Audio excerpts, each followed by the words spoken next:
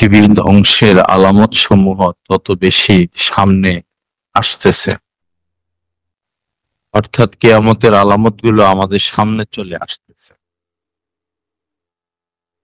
অনেক কিছুই হচ্ছে, হয়েছে, হবে, কিন্তু আমরা মানুষ এমন জাতি যে আমরা নসিহত গ্রহণ করি না, শিক্ষা গ্রহণ করি না। যে জাতি ঘটে যাওয়া ঘটনা থেকে শিক্ষা গ্রহণ করে না, এটাই আলামত যে এই জাতীয় ধ্বংস হয়ে যাবে। কৌমে আদ, কৌমে সামুদ, এদের কাছে স্পষ্ট ছিল হযরত নূহ আলাইহিস সালামের জাতি ধ্বংস হওয়া, ডুবে মরার কারণ এবং আলামত সমূহ তাদের সামনেই ছিল, তাদেরই বংশের লোক, কিন্তু তারা নসিহত গ্রহণ করলই না, বরং তাদের পথেই হাঁটলো। সেই মূর্তি পূজা, এই দুনিয়াদারি। তা আমাদের অবস্থাও তদ্রূপ, কোনো কিছুর থেকে আমরা শিক্ষা গ্রহণ করি না। কিয়ামত পর্যন্তের জন্য আল্লাহ পাক ফেরাউনের লাশকে অব্যাহত রাখবেন।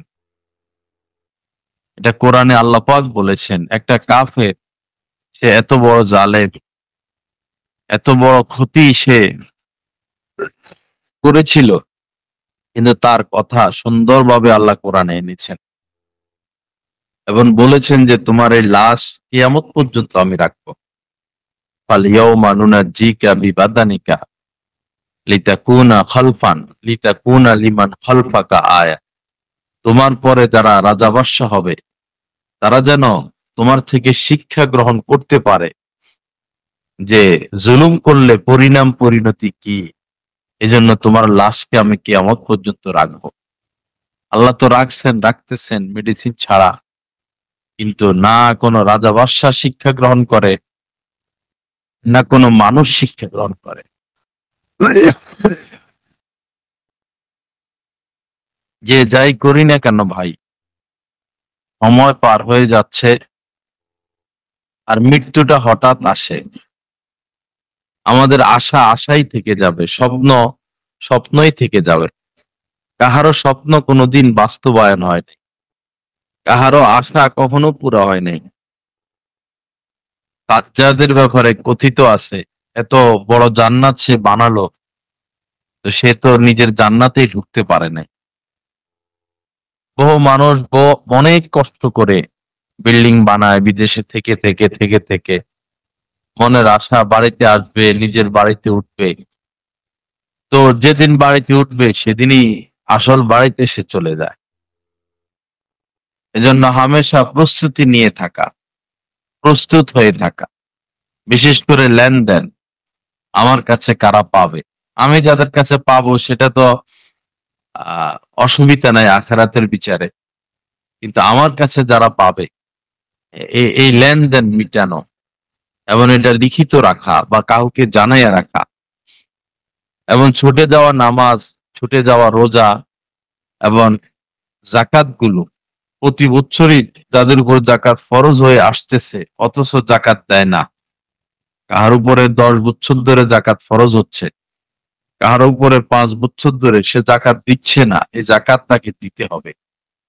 এই নয় যে 2-4 বছর পর আমি জাকাত দেওয়া শুরু করে দিলাম, হয়ে গেল না, পূর্বে যে আপনি দিলেন না ওগুলো দিতে হবে। নামাজ, রোজা, জাকাত, এবং যদি হজ ফরজ হয়ে থাকে দ্রুততর হজ করে ফেলা।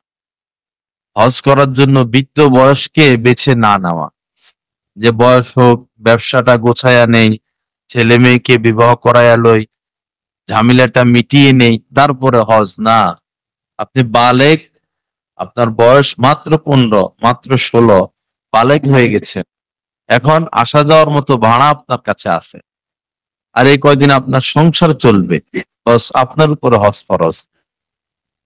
জীবনে একবার সমর্থন থাকলে উমরা সুন্নতে মুআক্কাদা। তো এই বিষয়গুলো খুব খেয়াল রাখা। আল্লাহ পাক আমাদেরকে হেফাজত করেন। বিশেষ করে বান্দার হক। ছোটকালে কতজনের গাছের কত ফল খাওয়া হয়েছে, বালেগ হওয়া থেকে হিসাব হবে। সম্ভব হইলে নাবালেগের সময়গুলো দাবি ছুটিয়ে নেওয়া। কমপক্ষে বালেগ হওয়ার পর থেকে যাদের হক নষ্ট করা হয়েছে এগুলো মাফ নিতে হবে। লজ্জা বড় বিষয় নয়, জাহান্নামের আগুন বড় বিষয়। জাহান্নামের আগুন, শুধুই আগুন। ডাইনে আগুন, বামে আগুন, সামনে আগুন, পিছনে আগুন। এই নয় যে শান্তিতে আপনাকে পোড়ানো হবে, বড় ওই জায়গার পরিবেশই বড় কঠিন, অনেক দুর্গন্ধযুক্ত এবং অনেক খিঁচাখিচি। কেউ কাউকে দেখবেও না। একজন আরেকজনকে সান্ত্বনা দিবে, একজন আরেকজনের কাছে গিয়ে কষ্টের কথা বলবে, সেই সুযোগও নাই। সবই জাহান্নাম, সবাই জাহান্নামে থাকে। আল্লাহ পাক আমাদেরকে মাফ করে দেন। তো এই জাহান্নামের আগুনের সামনে লজ্জা বড় বিষয় না। ফোন করতে পারেন যে আমি তো এই করছি, মাফ করে দেন, বা দাবিটা ছুটায় নিবেন, ওই জিনিসটা দিয়ে দিবেন, এতে ওই মুসলমান খুশি হবে। বরং কোনো হিন্দু, কোনো খ্রিস্টানেরও যদি কোনো মাল আপনি নিয়েছেন অনুমতি ছাড়া, তার থেকেও মাফ নিতে হবে। হিন্দু হলেও মাফ নিতে হবে, খ্রিস্টান হলেও মাফ নিতে হবে। লা ইলাহা ইল্লাল্লাহ। আল্লাহ পাক আমাদের সবাইকে মাফ করে দেন। যে হাদিসে পাক আমি তেলাওয়াত পাঠ করেছিলাম, ইযা উসসিদাল আমরু ইলা গায়রি আহাদিহি ফান্তাযিরিস সাআ। যখন দেখবে যে অযোগ্য লোকেরা এই ক্ষমতা পেয়ে যায়, রাষ্ট্রীয় দায়িত্ব পেয়ে যায়, বড় বড় দায়িত্ব পেয়ে যায়, তখনই কিয়ামতের আলামত, কিয়ামতের অপেক্ষা করো। কিয়ামত এসে যাবে। অন্য বর্ণনা এসেছে যে যোগ্য মানুষদেরকে চাপিয়ে রাখা হবে আর অযোগ্যদেরকে উপরে উঠানো হবে। যার দ্বারা সমাজের মধ্যে কাজ হয়, দ্বীনি লাইনে কাজ হয়। দ্বীনি লাইনে তো গন্ডাগোল আহ বদ্দিনী লাইনের তুলনায় কম না। বদ্দিনীতে তো হচ্ছেই, খারাপ মানুষরাই চেয়ারম্যান হয়ে যায়, মেম্বার হয়ে যায়, মন্ত্রী, প্রধানমন্ত্রী পর্যন্ত হয়ে যায়। সমাজের মধ্যে একটা পাপ কাজ, এটা তো সহজ বিষয়। যে আল্লাহকে ভয় করে না সে মদ পান করবে, সে এই মিথ্যা কথা বলবে, সে সুদ খাবে, সে জুলুম করবে, অবিচার করবে, কিন্তু সে চুরি করবে না। কারণ চুরি একটা নিকৃষ্ট পেশা। চোর সবাই চুরি করে না, মদখোরও চুরি করে না, জিনাখোর চুরি করে না, যিনি হত্যা করে কেউ চুরি করে না। এটা একটা ঘৃণিত কাজ। সমাজের সবচেয়ে নিম্নতম পেশাজীবী, পেশার লোকেরা চুরি করতে পারে। কিন্তু আমাদের আমাদের সেই সংসদ ভবনে এত দামি দামি চেয়ারে বসে এই লোকেরা চুরি করে। এরা কত নিকৃষ্ট, কত নিকৃষ্ট এরা। একজন এমপি সে তো চুরি করতে পারে না, সে খুন করতে পারে আল্লাহর ভয় না থাকলে। সে যা ইচ্ছা তা করতে পারে। একজন মন্ত্রী যা ইচ্ছা তা করতে পারে, চুরি তো সে করতে পারে না। কারণ তার বংশ আছে, তার আত্মীয় স্বজন আছে, তার ফ্যামিলি আছে, তার ইজ্জত আছে, সম্মান আছে। আল্লাহর ভয় না থাকতেও সে চুরি করতে পারে না। কিন্তু চোরদের ইস্তেমা, চোরদের ইস্তেমা, সংসদ চোরদের ইস্তেমা। হ্যাঁ, ভালো আছে, সব যে খারাপ সেটা আমরা বলি না, ভালো আছে। কিন্তু আপনারা তো বুঝেন ভালোর সংখ্যা বেশি না খারাপের সংখ্যা বেশি। ঠিক তদ্রূপ দিনই লাইনেও এই কাজ। বড় বড় মাহফিল যায়া দেখি এমন লোক প্রধান অতিথি, আসলে তো লোক ভালো না। পাগড়ি দিচ্ছে ছাত্রদেরকে, আসলে তো লোক ভালো না। বড় বড় আল্লামা, সারা দেশ জানে আল্লামা, আসলে তো তার ভিতরগত অবস্থা খারাপ। শুধুই টাকার নেশা, শুধুই টাকার নেশা। সমাজের দ্বীনি লাইনে সঠিক কাজ যেই লোক করে, যে আলেম করে, সবাই তার বিরুদ্ধে। দেখবেন জায়গায় জায়গায়। অবশ্যই এক এক শহরে আল্লাহ পাক এক এক হক্কানি লোক রাখেন। প্রত্যেক শহরে শহরে আবদাল রাখা আছে, কুতুব রাখা আছে আল্লাহ পাকের পক্ষ থেকে, হক্কানি আলেম রাখা আছে। আল্লাহর দায়িত্বে দ্বীনের কাজ চালাইয়া নিবে। দেখবেন যারা সঠিকভাবে দ্বীনের কাজ করে যাচ্ছে সবাই তাদের বিরুদ্ধে।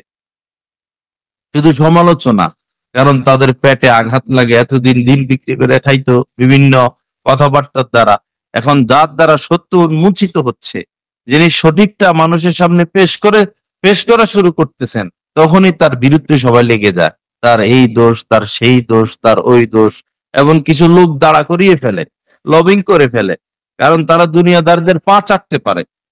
একজন হক্কানি আলেম আল্লাহওয়ালা কমিটির গোলামি করতে পারে না, কোন ধনী লোকের গোলামি করতে পারে না, কোন নেত্রীয় স্থানীয় লোকের গোলামি সে করতে পারে না, কারণ সে আল্লাহর গোলাম। একসাথে দুইজনের গোলামি হয় না। যে আল্লাহর গোলামি করবে আবার সে দুনিয়াদারদের গোলামি করবে, এটা একজন আল্লাহ ওয়ালার দ্বারা সম্ভব না। লা ইলাহা ইল্লাল্লাহ। আল্লাহ পাক আমাদের সবাইকে মাফ করে দেন। আল্লাহ পাক সহি বুঝ দান করেন। তো ইদা উসিদাল আমরু ইলা গায়রি আহলিহি ফান্তাযিরিস সা। কলেজ, সে লবিং করে সে প্রিন্সিপালের দায়িত্ব নিয়ে বসে আছে, লবিং। মাদ্রাসা, বিভিন্ন মসজিদে সেই দুই চার জনের হাত পা ধরে, অথচ সে যোগ্য না, মানুষ তাকে চায় না, সে দায়িত্ব নিয়ে বসে আছে, কিয়ামতের আলামত। আত্মীয়, তাকে দূরে সরানো যাচ্ছে না। নিজের আত্মীয়, হয়তো সে সচিব, হয়তো সে বড় কোনো পদে আছে, এখন উপরের কারো আত্মীয়, তাকে এখান থেকে সরাইয়া দেওয়া উচিত। সে অযোগ্য, তার দ্বারা কাজ হচ্ছে না, ক্ষতি বেশি হচ্ছে, কিন্তু তাকে সরানো যাচ্ছে না। অনেক ইমামের কথা আমরা জানি, সরানো যাচ্ছে না, অথচ তার দ্বারা, তার উপর তার মুসল্লি সন্তুষ্ট না, লবিং করে বসে আছে। এগুলো কিয়ামতের আলামত। তাহলে কিয়ামতের অপেক্ষা করো। আল্লাহ পাক আমাদের সবাইকে মাফ করে দেন। যাই হোক ভাইয়েরা, আল্লাহকে ভয় করি, আল্লাহকে ভয় করি। নিজের দায়িত্ব, যার উপর যে দায়িত্ব, সে দায়িত্ব পুরাপুরি ভাবে পালন করি। বিশেষ করে সরকারি যারা কর্মকর্তা কর্মচারী, যারা শিক্ষক, আপনাদের বেতন হালাল করার জন্য, হালাল হওয়ার জন্য আপনাদেরকে আপনাদের দায়িত্ব পুরাপুরি ভাবে পালন করতে হবে। দায়িত্বে যদি কমতি আসে, গাফলতি আসে, অলসতা আসে, তো বেতন কিন্তু হালাল হবে না। বেতনটা হালাল করতে হবে। বড় অবহেলিত আমাদের দেশ, বড় অবহেলিত আমাদের দেশের গুরুত্বপূর্ণ পদগুলো, দীর্ঘদিন থেকে অবহেলিত। যোগ্য লোক সেখানে বসার সুযোগ নাই। অবশ্যই যোগ্য লোক আছে এই দেশে। স্বরাষ্ট্র মন্ত্রণালয় চালানোর মতো, পররাষ্ট্র মন্ত্রণালয় চালানোর মতো, সচিবের মতো গুরুত্বপূর্ণ দায়িত্বগুলো চালানোর মতো লোক অবশ্যই আছে।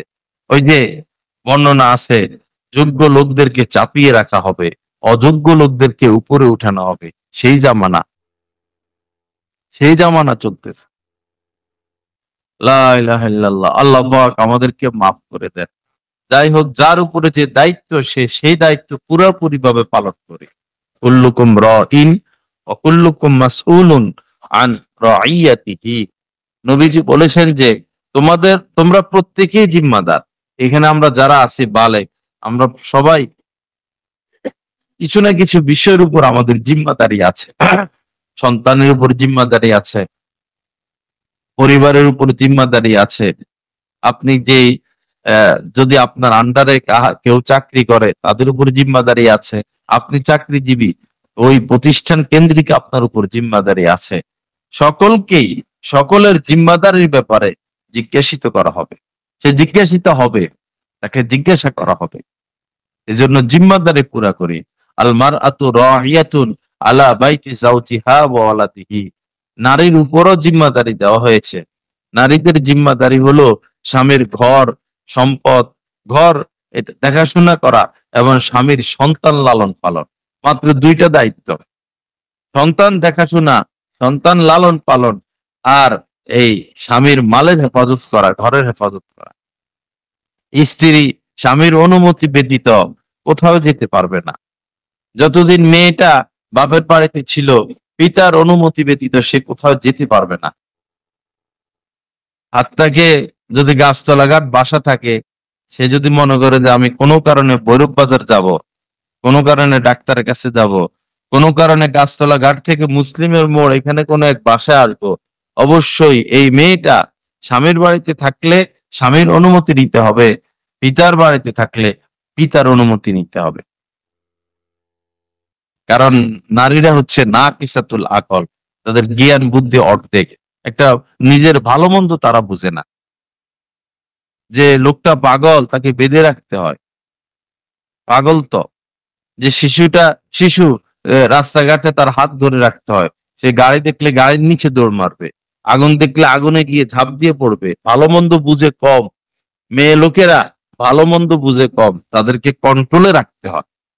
আর রিজাল কাওয়ামুনা আলান নিসা, পুরুষরা নারীদের উপর কর্তৃত্ব করবে, মানে নারীদেরকে পুরুষরা পরিচালনা করবে, তারা কখনো পরিচালক হবে না।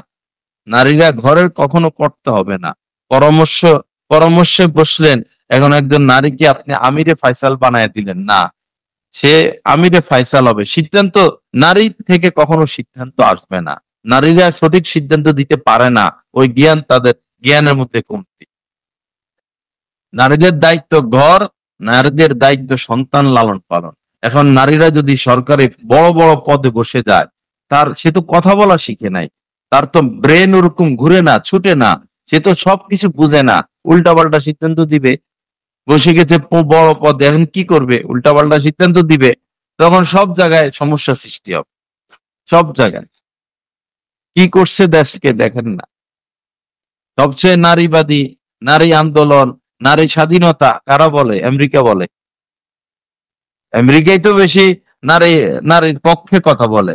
আজ পর্যন্ত আমেরিকা তো কোনো নারীকে তাদের রাষ্ট্রপ্রধান বানায় নাই।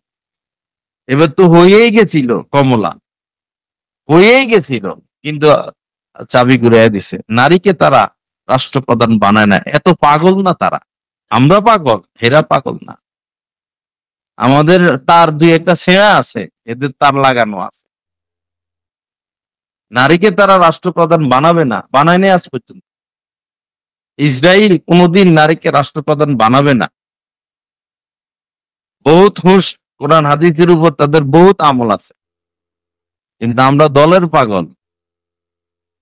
আমাদের ভালোবাসা দল কেন্দ্রিক। দলের পক্ষ থেকে একটা চোর দাঁড়াইলেও ভোট দিতে আমাদের দ্বিধা হয় না। দলের লোক হাজার দুর্নীতি, হাজার চুরি করলো, তাকে আমরা জিবরিল আমিন মনে করি, জিবরিল আমিনের থেকে বড় মনে করি। লা ইলাহা ইল্লাল্লাহ। আল্লাহ পাক আমাদেরকে মাফ করে দেন।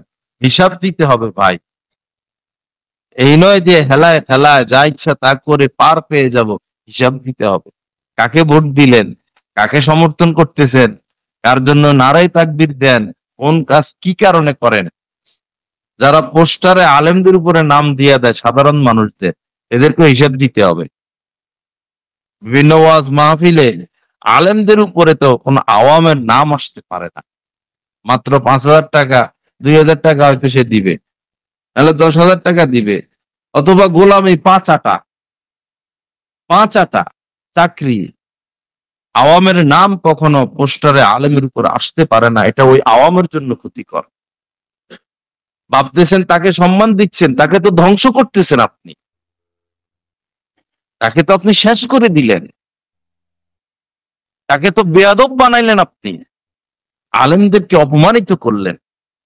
ওই ওয়াজ মাহফিল না, যে ওয়াজ মাহফিলে পোস্টারে আলেমের নামের উপরে সাধারণ মানুষের নাম।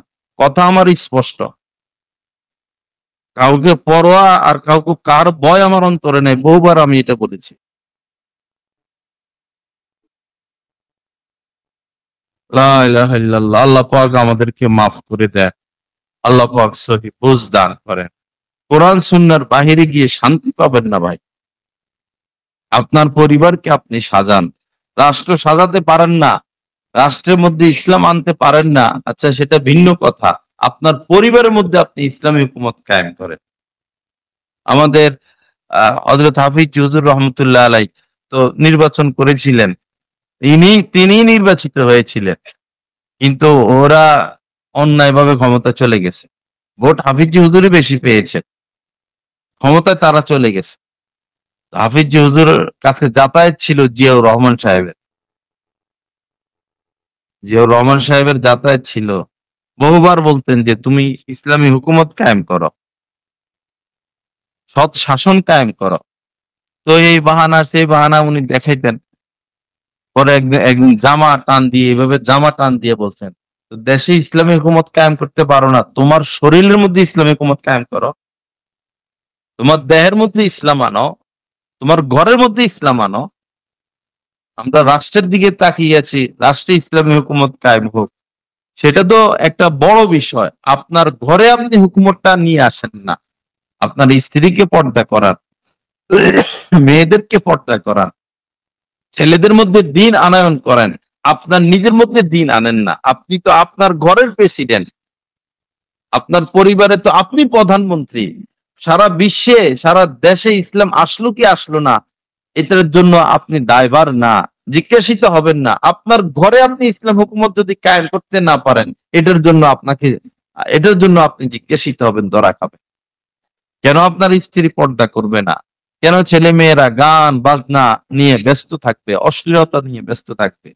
আপনার মেয়েটাকে কেন পারেন না পর্দা করাইতে? এই জামানায় কি মেয়েরা নিরাপদ? এই জামানা তো ছেলেরাও নিরাপদ না। কোন কোন রাষ্ট্রে দর্শনের শিকার ছেলেদের জন্য হাসপাতাল, সুইজারল্যান্ড সহ বিভিন্ন রাষ্ট্রে হাসপাতাল হচ্ছে। ছেলেরা জায়গায় জায়গায় এখন দর্শনের শিকার হচ্ছে। বাংলাদেশেও ছোট বাচ্চারা দর্শনের শিকার হচ্ছে। আমাদের চোখের সামনে হচ্ছে এগুলো। মেয়ে কি, ছেলেরাই তখন নিরাপদ না। আপনার ছেলে 18-20 বছর একটা বাচ্চার সাথে ঘোরাফেরা করে, আপনার ছেলেও তো নিরাপদ না। আপনার মেয়ে এই জায়গায় ফোন দেয়, সে জায়গায় ফোন দেয়, অমুকের সাথে ঘুরতে চলে যায়, তার সাথে কোচিং করে, অমুকের সাথে প্রাইভেট পড়ে। কেন? আপনারা এত বড় বড় মার্কেট করতে পারেন, বাড়ি করতে পারেন, স্কুল করেন না? এরকম এরকম কলেজ করেন, ভার্সিটি করেন, যেখানে শুধু মেয়েরা পড়বে, মেয়েরা পড়াবে, এমন স্কুল প্রত্যেক এলাকায় হওয়া চাই। যাদের সামর্থ্য আছে তারা এই এই এই উপকারটা করেন সমাজে, দেশের এই উপকারটা করেন। আপনি একটা স্কুল করেন, খুব ভালো পড়াশোনা, পুরাটা যেগুলো স্কুলে প্রাইমারিতে পড়া, স্কুলে পড়া, এগুলোই পড়াবেন। তবে শুধু মেয়েরা পড়বে, শুধু মেয়েরা পড়াবে, এমন পোশাক থাকবে ইসলামে। মেয়েরা যাদের বড় হয়ে যায় তারা পর্দা করে আসবে, যারা পড়াবে তারা, ওই শিক্ষিকারা নেককার থাকবে। এই উপকারটা করেন ভাই, যাদের যাদের সমর্থন আছে। এমন স্কুল করেন যে স্কুল শুধু ছেলেরা পড়াবে, ছেলেরা পড়বে, কোনো মেয়ে নাই। এবং যে ছেলেরা পড়াবে ওস্তাদ, তারা দিনদার হবে, তারা সুন্নতি লেবাস ওয়ালা হবে, ছাত্ররাও সুন্নতি লেবাস ওয়ালা হবে। পড়ালেখা ওইটাই, পড়ালেখা আরো ভালো হবে। শুধু লেবাসটা, নিয়ম কানুনটা কোরআন সুন্নাহ মোতাবেক চালাইয়া দিবে, বস। তাহলে সচিব হবে, সে ওসি হবে, সে ডিসি হবে, সে এসপি হবে, নেককার। ওসি যদি নেককার হয়, পুরা থানার মধ্যে নেকের আসর পড়বে। ডিসি যদি নেককার হয়, পুরা তার এরিয়ার মধ্যে কোনো অপরাধ চলবে না, কোনো অন্যায় চলবে না। কিছু ভালো কাজ করি ভাই সবাই মিলা। শুধু নিজের টাকা পয়সা, ব্যাংক ব্যালেন্স, নিজের চাকরি, এত ছোট কাজের জন্য আল্লাহ আমাদেরকে সৃষ্টি করে নাই ভাই। যে ছোট কাজে আমরা ব্যস্ত, নিজের ব্যালেন্স, নিজের সম্পদ, নিজের বাড়ি, নিজের টাকা পয়সা, এত ছোট কাজের জন্য আমাদেরকে তো আল্লাহ সৃষ্টি করে নাই। আল্লাহ সৃষ্টি করেছেন ও খুরিজাত লিন্নাস, মানুষের কল্যাণার্থে, দেশের কল্যাণার্থে, বিশ্বের কল্যাণার্থে, মানবতার কল্যাণার্থে আল্লাহ পাক আমাদেরকে সৃষ্টি করছেন। আমরা মানবতার দিশারি।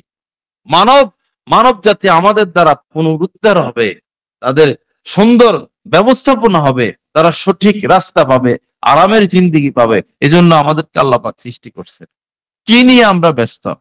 শুধু ব্যবসা বাণিজ্য, শুধু টাকা পয়সা, শুধু বন্ধু বান্ধব, শুধু আড্ডা বাড্ডা, খাওয়া দাওয়া, ছেলে মেয়ে, এত সংক্ষিপ্ত পরিসরে জীবনটাকে শেষ করে না দে।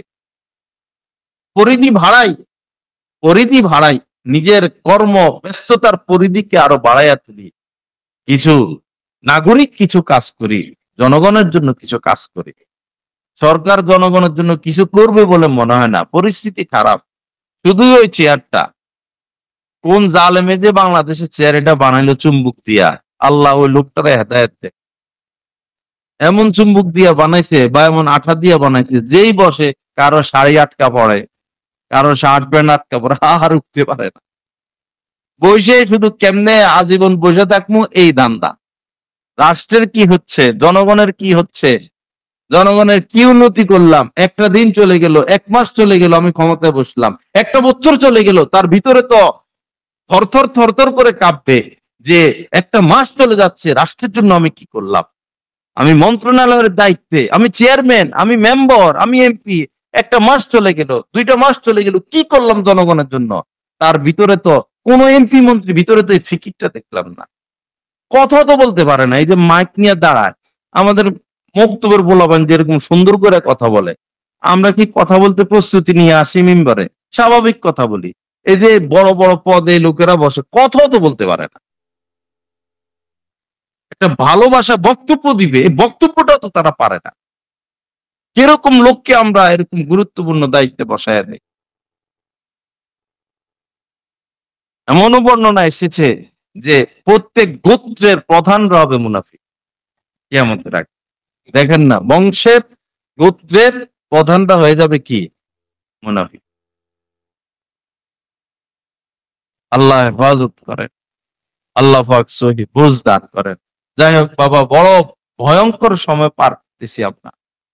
বিভিন্ন জায়গায় বিভিন্ন নেককার লোকদেরকে নবীজি খাবে সতর্ক করতেছেন, খাবের মধ্যে স্বপ্নের মাধ্যমে সতর্ক করতেছে। বাংলাদেশের ব্যাপারে অনেকগুলো স্বপ্ন সামনে আসছে যে বাংলাদেশিদের সামনে আরো বড় বিপদ আসতেছে, আরো বড় বিপদ আসতেছে। আল্লাহ হেফাজত করেন। আসুন ভাইরা, নিজের কাজ সংশোধন করে ফেলি।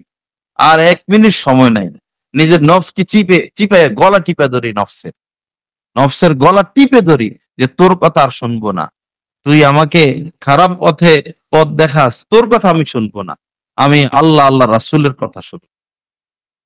নফসের কথা না শোনা, শয়তানের কথা না শোনা। 2টা দুশমন আমাদের, এক দুশমন বাহিরে থাকে ইবলিস শয়তান, আরেক দুশমন ভিতরে থাকে নফস। এই 2 দুশমন আমাদের। ভিতরে যেটা আছে সেটা ভিতরে থেকে থেকে অন্যায় পথে ডাকে, টানে। আর ইবলিস তো আছেই, সে এবং তার যত সহযোগী আছে এরা আমাদেরকে বাহ্যিক ভাবে বিভিন্ন ভাবে পাপের দিকে টানতে থাকে। এই 2 দুশমনের কথা না শুনি। আল কাইয়িস মান দানা নাফসাহু ওয়া আমিলা লিমা বা'দাল মাউত। নবীজি বলেছেন, জ্ঞানী সে, প্রকৃত জ্ঞানী সে, সে মেধার অধিকারী, সেই বুঝবান, সেই চালু, সেই চালাক, সেই উত্তম, সেই শ্রেষ্ঠ, সেই বীর শ্রেষ্ঠ, যে নফসকে কন্ট্রোল করে এবং আখিরাতের জন্য, আখিরাতকে সামনে রেখে কাজ করে। বীর শ্রেষ্ঠ পদ সুদখোরকে দিলে বীর শ্রেষ্ঠ পদের বদনামি করলেন আপনি, ঘুষখোরকে দিলে বীর শ্রেষ্ঠ পদের বদনামি করলেন। বীর শ্রেষ্ঠ সে যে নফসকে কন্ট্রোল, অন্যায় কাজ যে করে না, অন্যায়কে প্রশ্রয় দেয় না। কিছু মানুষ আছে নিজে অন্যায় করে না কিন্তু অন্যায়কে প্রশ্রয় দেয়, তার চোখের সামনে তার সন্তানের অন্যায় করে সে চুপ, তার চোখের সামনে তার আত্মীয় স্বজন, তার নেতা কর্মীরা অন্যায় করে সে দেখেও না দেখার ভান করে।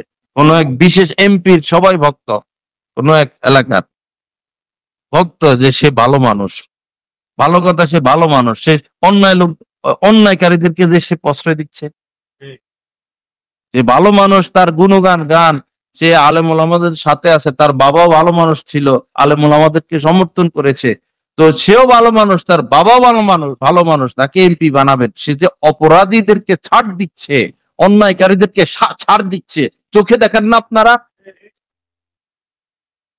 চোখ কি পিঠে দিছে আল্লাহ পাক? চোখ তো সামনে দিছে আল্লাহ পাক, চোখ পিঠে কেন যাবে আমাদের?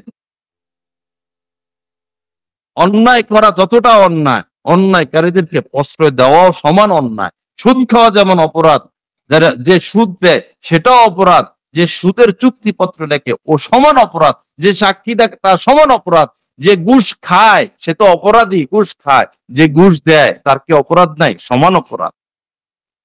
যে অন্যায় করে সে যেমন অপরাধী, যে অন্যায়ের প্রশ্রয় দেয় সে অপরাধী।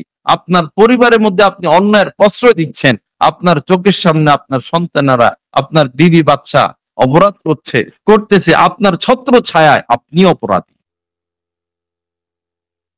আপনি বংশের নেতা, আপনার বংশের নাম দিয়ে অন্যরা অন্যায় করে যাচ্ছে, আপনি চুপ, আপনি অপরাধী।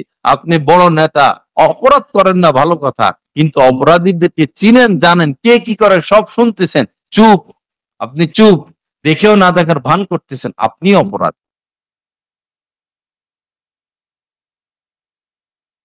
লা ইলাহা ইল্লাল্লাহ। আল্লাহ পাক আমাদের সবাইকে মাফ করে দেন। আল্লাহ পাক সহি বুঝ দান করেন। আল্লাহ পাক আমাদেরকে হেদায়েত দান করেন। বা ১ মিনিট সময় নাই, হঠাৎ মৃত্যু চলে আসবে। হঠাৎ, একদম হঠাৎ। ফাইদা জাআ আজালুহুম। আল্লাহ এটা নির্ধারণ করে রেখেছেন। মনে করেন রবিবার বিকেল ৩টা ৩৫ মিনিট ৪৭ সেকেন্ড আল্লাহ লিখে রাখছেন এই লোকের ইন্তেকাল। যথাসময় চলে আসবে। বলে কই আসবে না। ট্রেন আসার আগে তো আওয়াজ দেওয়া শুরু করে। ফোন আসার আগে মোবাইল বাজে। বৃষ্টি আসার আগে আল্লাহ পাক বাতাস পাঠান, রংধনু উঠে। কিন্তু মৃত্যু আসার আগে আলামত নাই। হঠাৎ, কিয়ামত হঠাৎ হয়ে যাবে। মানুষ ছুটাছুটি, দৌড়াদৌড়ি, ব্যস্ততা, ব্যবসা বাণিজ্য, জুলুম, অবিচার, পাপ, বিভিন্ন কাজে মানুষ ব্যস্ত থাকবে। হঠাৎই কিয়ামত চলে আসবে। আর আমার আপনার বিদায়টাও হঠাৎ চলে আসবে। আল্লাহর হস্তে ২টা পা ধরে বলি, বাবা অন্যায় ছেড়ে দেই, অন্যায় ছেড়ে দেই। আপনি নিজেই বুঝবেন কোনটা অন্যায়। নিজেকে নিজে আপনি প্রশ্ন করেন। আপনি নিজেকে নিজে প্রশ্ন করেন, কাজটা কি ভালো না খারাপ? আপনার ভিতর থেকে আওয়াজ আসবে কাজটা ভালো না। ভিতর থেকে আওয়াজ আসবে কাজটা ভালো। আল্লাহ পাক আমাদেরকে ভালো মানুষ হওয়ার তৌফিক দান করেন। ভালো মানুষদের পাশে থাকার তৌফিক দান করেন। ভালো মানুষদেরকে সমর্থন করার তৌফিক দান করেন। ওয়া আখিরু দাওয়ানা আলহামদুলিল্লাহি রাব্বিল আলামিন ওয়া সাল্লাল্লাহু আলান নবিয়্যিল কারীম।